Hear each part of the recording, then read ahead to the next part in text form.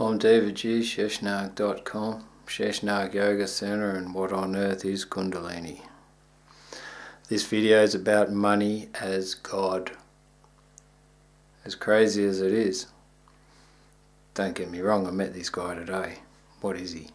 Post-retirement. He's been working most of his life. He grows up in a culture where he's like now over the age of 70. He's been conditioned into the post-war mentality where you think that working most of your life to pay off a house is what life's all about. You work hard, you protect yourself in a box from some propagandic fear that's endorsed, that's all bullshit, but create a house, material possessions and creature comforts around some lifestyle where it's self-endorsement as the goal, self-comfort and self-ignorance on a material level. He's sitting in the sauna, and like everywhere in the world of democracy, so to speak, we've got two governments in Australia, and they could be equated to the left wing and the right wing of the American government, but we call them Liberal and Labor. The Liberal ones, the business class government, which endorses tax hikes, removal of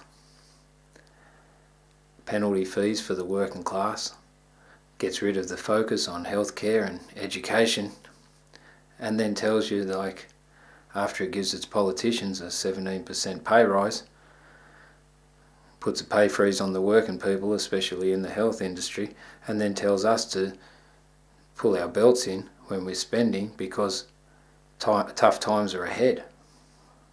Anyway, in Australia at the moment there's a big flip from the business class government towards the working class government, which is the Labor.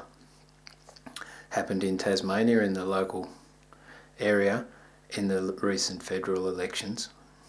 Now it's happened in Northern Territory.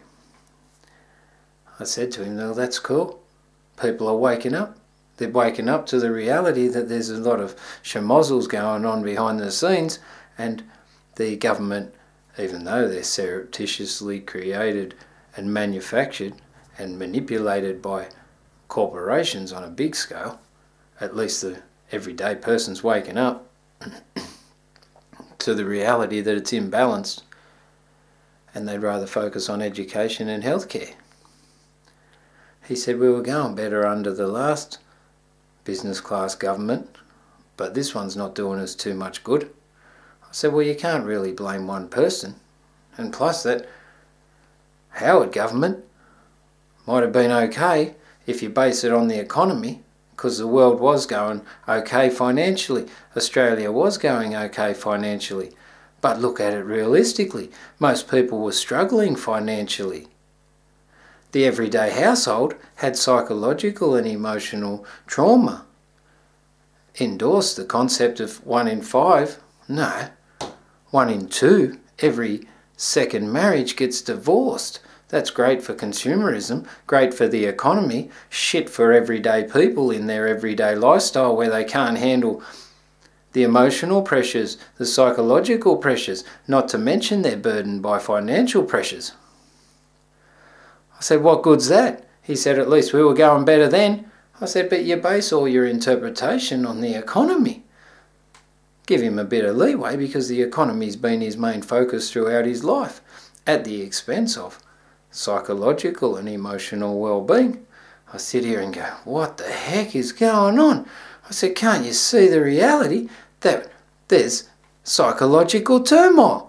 There's emotional imbalance. There's no people that focus on the emotional expression in this culture. Don't you think we'd be better off if we were all poor and we had emotional and psychological well-being? He got up and walked out of the sauna.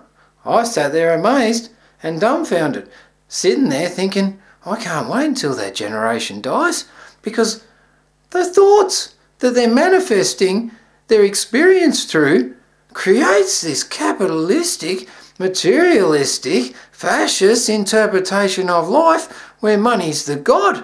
I'm thinking, shit, Can't we just go back to a communal sense of living where we look after our older people? You don't have to work most of your life for some retirement plan.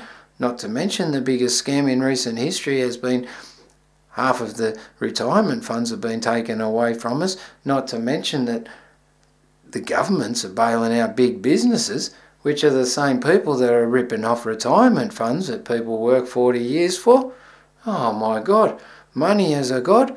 I can't believe it. But I can believe it because that's where we're at the end of the baby boomers generation, which actually thinks that materialism, building a house, buying a house, and the fools, what do they do after they pay off one house? Buy another one. Why do they buy another one? For material, financial security, following divorce. What good's that? The everyday person can't even afford to buy a house now.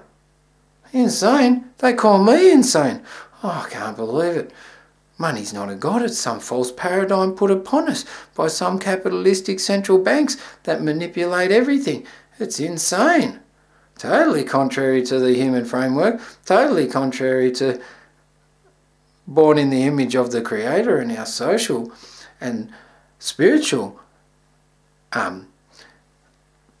side of life. You know, let's care about people. Let's share the world. Don't take all the resources for one person, build it in a pile so one person can be happy for the rest of their life. It's crazy in the West, man. We go and put our old people in homes. In the East, they look after their old people. It's crazy. Even in the West, we have this safety net called welfare. So the rich people don't really have to care about the poor people. There's no philanthropy in the West because they can go to welfare. The rich can become as rich as they want. Oh, praise the Lord. No, not that Lord. Anyway, that's OMG on the imbalance and how money has become a god. And soon the baby boomers will die, so maybe we can focus on a different form of God. Maybe one that lives from the heart instead of the wallet. Peace. Shishnog.com. What on earth is Kundalini? Be careful if you find out. Om Namah Shivaya.